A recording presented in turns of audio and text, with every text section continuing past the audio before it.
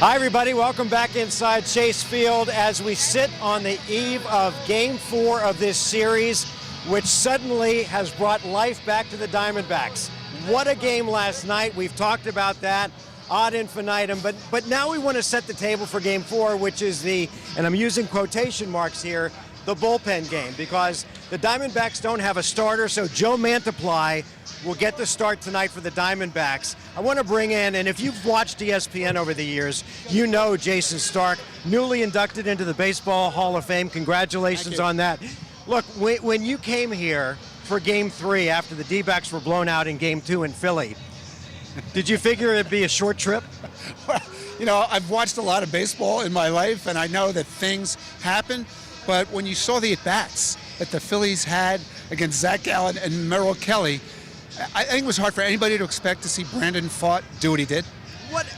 Listen, if you're a young guy and you had a little success against the Dodgers and all of a sudden the butterflies are gone, that's what he said, but then you have to face this Phillies lineup, starting with Schwarber.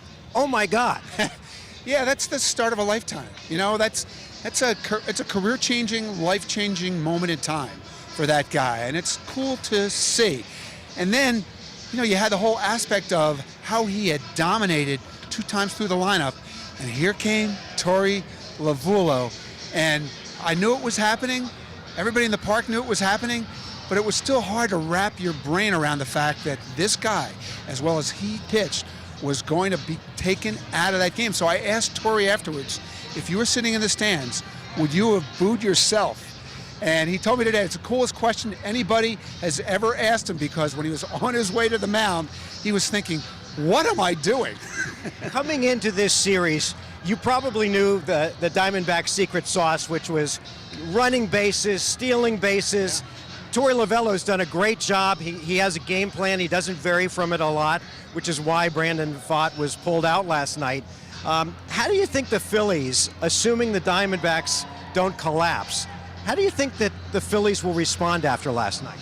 Well, that's an incredibly confident team. They're one of those teams that if they lose, they think it's an accident.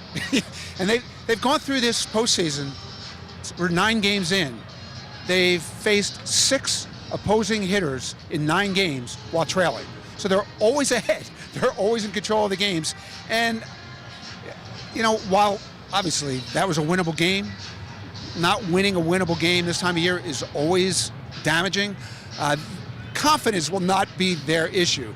I think what's fascinating about this game is bullpen game on Arizona's side, a little bit of an uncertain path to 27 outs on their side.